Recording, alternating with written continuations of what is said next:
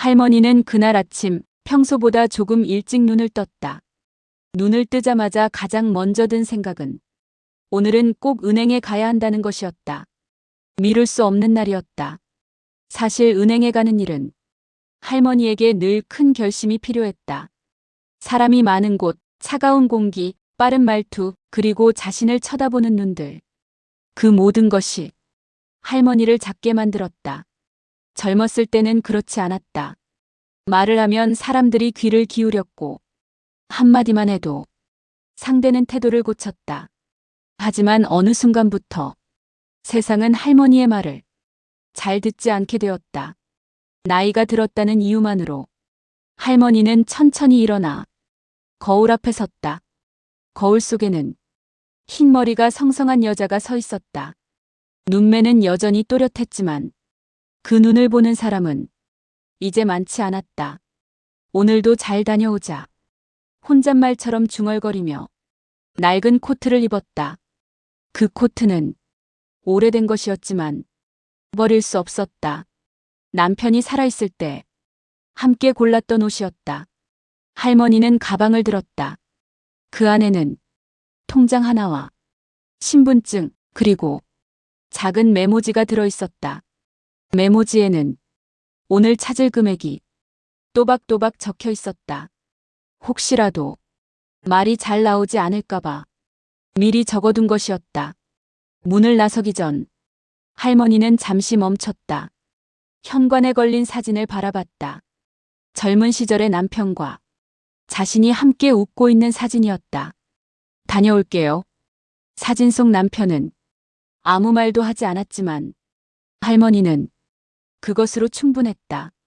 은행은 집에서 그리 멀지 않았다. 버스를 타지 않아도 천천히 걸어가면 도착할 수 있는 거리였다. 할머니는 일부러 천천히 걸었다. 급하게 가면 마음이 더 불안해졌기 때문이다. 은행 앞에 도착했을 때 유리문 너머로 사람들이 보였다. 할머니는 문을 열기 전 한 번 숨을 깊게 들이마셨다. 그리고 문을 밀었다. 차가운 에어컨 바람이 한꺼번에 밀려왔다. 그 바람이 마치 여기는 내 자리가 아니다 라고 말하는 것 같았다. 은행 안은 조용했지만 묘하게 긴장된 공기가 흘렀다. 직원들은 각자의 창구에서 모니터만 바라보고 있었다. 할머니는 잠시 서서 어디로 가야 할지 둘러봤다. 번호표 기계가 보였다. 하지만 기계 화면의 글씨는 너무 작았다. 할머니는 창구 쪽으로 천천히 다가갔다. 저기요. 목소리는 생각보다 작게 나왔다. 잠깐만 여쭤봐도 될까요? 그때 창구 안쪽에서 젊은 남자의 목소리가 들렸다. 번호표 뽑으셔야죠. 고개는 들지 않은 채 말만 던졌다. 할머니는 잠시 말을 잇지 못했다. 아, 그게. 직원은 여전히 화면만 보고 있었다. 번호표요. 말끝이 짧았다. 할머니는 가방끈을 꽉 잡았다. 이 통장이요. 글씨가 잘 안 보여서. 그제야 직원은 고개를 들었다. 그리고 할머니를 한번 훑어봤다. 아주 빠르게. 하지만 할머니는 그 시선을 느꼈다. 낡은 옷, 해진 신발, 오래된 가방. 직원의 표정이 아주 조금 변했다. 글씨 안 보이시면 상담 창구 가셔야죠. 말투는 공손한 척했지만 그 안에는 분명한 선이 있었다. 여기는 당신 자리 아니다라는 선. 할머니는 다시 한번 말했다. 잠깐만이면 돼요. 돈 조금만 찾으려고. 직원은 의자를 뒤로 밀며 작게 한숨을 쉬었다. 어르신, 여기 은행이에요. 다들 바빠요. 그 순간 할머니의 귀가 뜨거워졌다. 주변에서 시선이 느껴졌다. 누군가는 힐끗 쳐다봤고 누군가는 못 본 척했다. 할머니는 고개를 숙였다. 아, 미안해요. 그 말은 습관처럼 나왔다. 미안할 일이 아닌데도 직원은 이미 다시 모니터를 보고 있었다. 마치 할머니는 거기 없는 사람처럼. 할머니는 아무 말도 하지 않고 번호표 기계 앞으로 갔다. 화면을 몇 번이나 눌렀지만 번호표는 나오지 않았다. 손이 조금 떨렸다. 뒤에서 아까 그 직원의 목소리가 다시 들렸다. 거기 그렇게 누르시면 안 나와요. 말투에는 짜증이 섞여 있었다.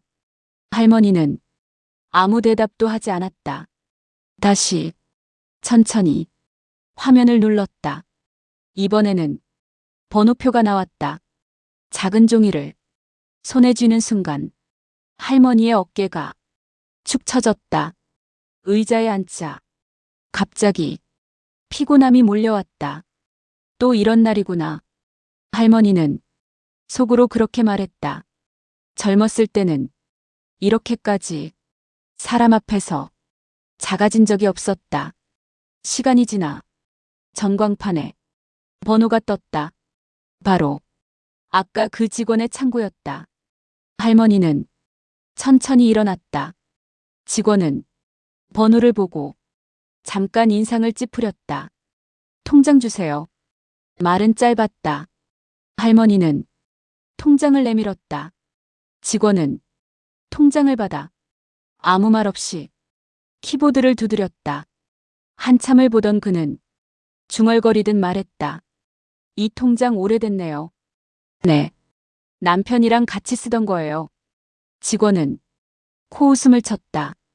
요즘 이런 통장 잘 안 써요. 할머니는 아무 대답도 하지 않았다. 그때였다. 직원이 화면을 보다가 갑자기 손을 멈췄다. 그리고 다시 한번 확인했다. 눈썹이 조금 올라갔다. 이 통장 잔액이. 그는 말을 멈췄다.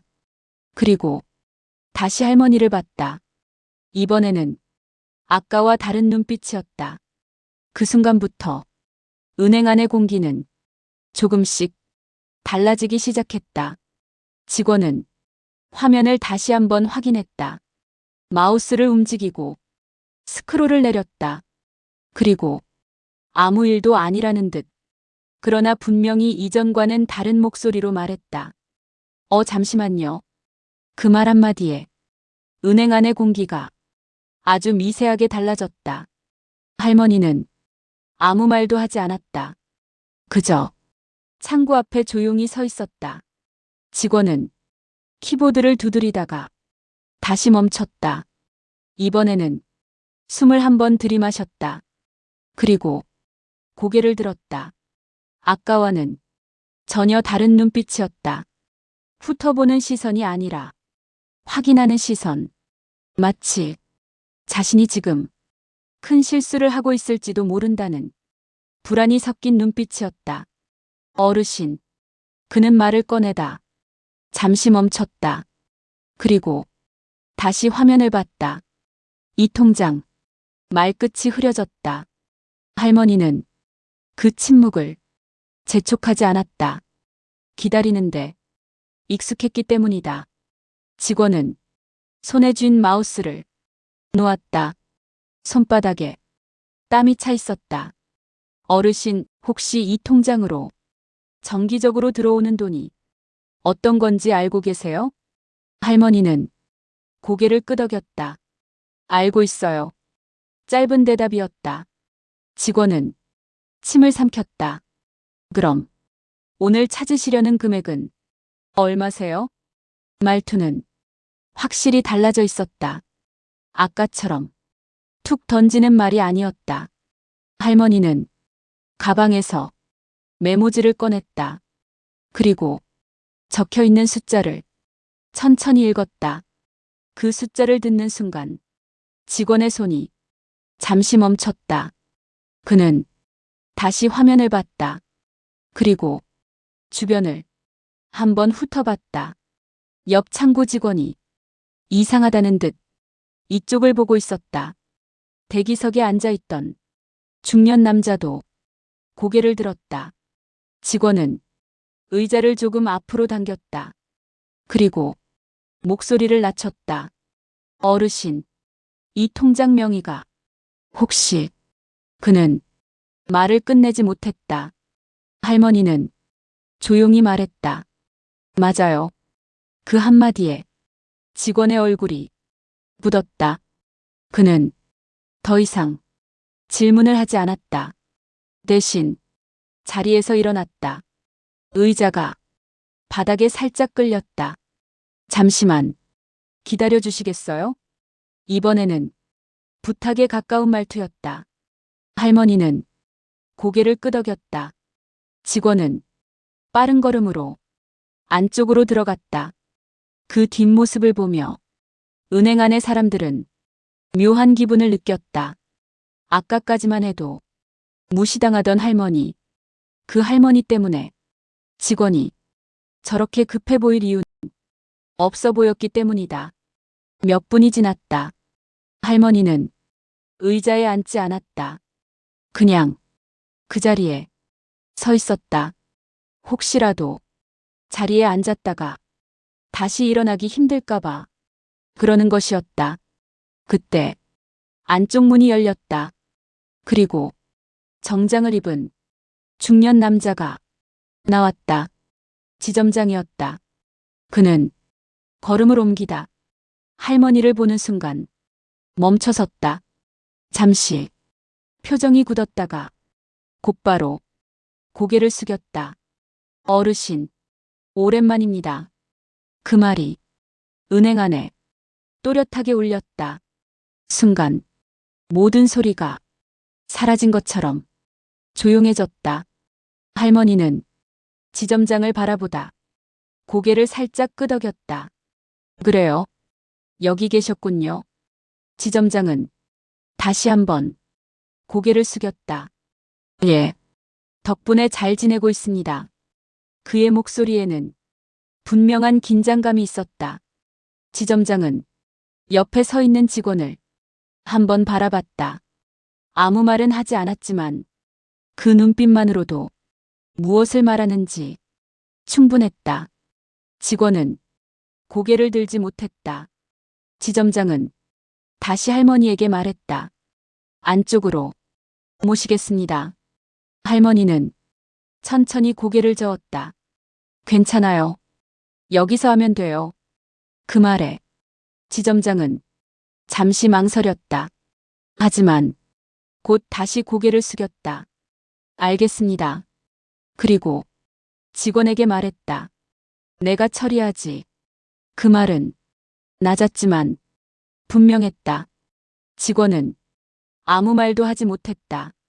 그저 한 발짝 뒤로 물러섰다. 지점장은 직원이 앉아있던 자리에 직접 앉았다. 모니터를 켜고 통장을 확인했다. 그리고 천천히 말했다. 어르신, 오늘 찾으시려는 금액은 이미 준비되어 있습니다. 할머니는 고개를 끄덕였다. 고마워요. 그 말은 크게 울리지 않았지만 이상하게도 은행 안의 사람들 모두에게 들리는 것 같았다. 지점장은 업무를 처리하며 한 번도 서두르지 않았다. 마치 지금 이 순간이 매우 중요하다는 것을 알고 있는 사람처럼. 처리가 끝나자 지점장은 다시 한번 고개를 숙였다. 혹시 불편하신 점은 없으셨습니까? 그 질문에 할머니는 잠시 아무 말도 하지 않았다. 은행 안의 시선이 모두 그쪽으로 모였다. 할머니는 직원을 바라봤다. 직원은 그 시선을 느끼고 결국 고개를 들었다. 두 사람의 눈이 잠시 마주쳤다. 그리고 할머니는 말했다. 아니요. 딱 한마디였다.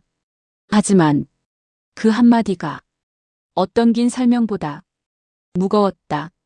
지점장은 다시 고개를 숙였다. 다음에 오실 땐 제가 직접 안내해 드리겠습니다. 할머니는 가방을 들었다. 그럴 필요는 없어요. 그리고 마지막으로 천천히 말했다. 사람을 대하는 건 돈이나 직함이 아니라 태도예요. 그건 나이 들어도 변하지 않는 거고요. 지점장은 아무 말도 하지 못했다. 직원은 고개를 완전히 숙였다. 할머니는 천천히 은행을 나섰다. 유리문이 닫히는 순간 은행 안은 완전히 조용해졌다. 잠시 후 지점장이 직원에게 말했다. 잠깐 들어와. 그날 이후 그 직원은 그 창구에 앉지 않았다. 그리고 은행에는 아무도 크게 말하지 않았지만 모두가 기억하는 한 할머니의 이야기가 남게 되었다. 할머니는 은행 문을 나서자마자 잠시 멈춰섰다. 밖의 공기는 은행 안보다 조금 따뜻했다. 햇빛이 유리문을 통과해 바닥에 길게 드리워져 있었다. 할머니는 그 빛을 잠시 바라보다 천천히 걸음을 옮겼다. 은행 안에서는 아직도 아무도 말을 하지 못하고 있을 것이라는 걸 할머니는 알고 있었다. 하지만 그건 이제 자신의 몫이 아니었다. 그날로부터 며칠이 지났다. 은행에서는 아무 공식적인 이야기도 흘러나오지 않았다. 하지만 사람들은 조용히 알고 있었다. 그날 무언가가 바뀌었다는 것을. 직원은 며칠 동안 창구에 서지 않았다. 동료 직원들은 굳이 묻지 않았다. 이미 눈빛과 분위기만으로도 충분했기 때문이다. 그 직원은 처음으로 자신이 했던 말들을 하나하나 떠올렸다. 번호표부터 말투, 눈빛, 한숨. 그 모든 것이 갑자기 무겁게 느껴졌다. 그는 그동안 사람을 사람으로 본 적이 있었는지 스스로에게 묻게 되었다. 한편 할머니는 집으로 돌아왔다. 현관에 들어서자 집안은 늘 그렇듯 조용했다. 할머니는 가방을 내려놓고 통장을 꺼냈다. 그리고 잠시 통장을 바라봤다. 그 통장은 단순한 돈의 기록이 아니었다. 젊은 시절 할머니는 숫자와 사람을 함께 다루던 사람이었다. 은행이라는 곳이 어떤 곳인지 누구보다 잘 알고 있었다. 그래서 더더욱 그날의 태도가 눈에 들어왔던 것이다. 할머니는 소파에 앉아 잠시 눈을 감았다. 그리고 아주 오래전 기억 속으로 천천히 들어갔다. 젊은 시절 할머니는 은행에서 일했다. 그것도 평범한 직원이 아니라 지점이 초기 설계와 자금 흐름을 담당하던 사람이었다. 당시에는 여자가 그런 자리에 있는 것이 쉽지 않은 시대였다. 하지만 할머니는 늘 묵묵히 자신의 일을 했다. 말수가 적었고 앞에 나서는 성격도 아니었지만 한 번 맡은 일은 끝까지 책임졌다. 그 은행이 지금의 규모로 커질 수 있었던 데에는 할머니의 손길이 깊이 남아 있었다. 그러나 시간이 지나 할머니는 조용히 자리를 떠났다. 이유를 굳이 설명하지 않았다. 그저 자신의 몫은 이미 다 했다고 생각했기 때문이다. 남편과 평범한 삶을 선택했고 은행과의 인연도 그렇게 정리된 것처럼 보였다. 하지만 인연이라는 것은 완전히 끊어지지 않았다. 그 통장은 그 시절부터 이어져 내려온 마지막 흔적이었다. 며칠 후 은행에서는 조용한 인사이동이 있었다. 그 직원은 창구 업무에서 물러났다. 표면적인 이유는 교육이었다. 하지만 누구도 그 말을 그대로 믿지는 않았다. 그는 그날 이후 사람을 대하는 법에 대해 처음부터 다시 배우기 시작했다. 말투 하나, 눈빛 하나, 한숨 하나가 어떤 무게를 가질 수 있는지. 그날 말없이 서 있던 할머니의 모습이 자꾸 머릿속에 떠올랐다. 몇 주까지나 할머니는 다시 은행 앞을 지나가게 되었다. 이번에는 업무 때문이 아니었다. 그저 시장에 가는 길이었다. 은행 유리문 너머로 직원들이 보였다. 그 중에는 그날의 직원도 있었다. 그는 창구 뒤가 아닌 안쪽 자리에서 서류를 정리하고 있었다. 할머니는 잠시 은행을 바라보다가 아무 말 없이 발걸음을 옮겼다. 굳이 들어갈 필요는 없었다. 이미 전할 말은 다 전했기 때문이다. 집으로 돌아온 할머니는 다시 사진 앞에 섰다. 남편과 함께 찍은 그 사진 앞에서 할머니는 조용히 말했다. 당신 말이 맞았어요. 말하지 않아도 알아야 할 사람은 결국 알게 되더라고요. 사진 속 남편은 여전히 아무 말이 없었지만 할머니는 미소를 지었다. 그날 이후 할머니는 조금 더 당당해졌다. 크게 달라진 것은 없었다. 여전히 낡은 옷을 입고 천천히 걸었고 조용히 살았다. 하지만 스스로를 작게 여기지는 않게 되었다. 사람은 나이를 먹어도 사라지지 않는다. 다만 조용해질 뿐이다. 그리고 그 조용함을 무시하는 순간 누군가는 가장 중요한 것을 놓치게 된다. 그날 은행에서 그 사실을 가장 늦게 배운 사람은 그 직원이었다. 그리고 아무 말도 하지 않았던 할머니였다.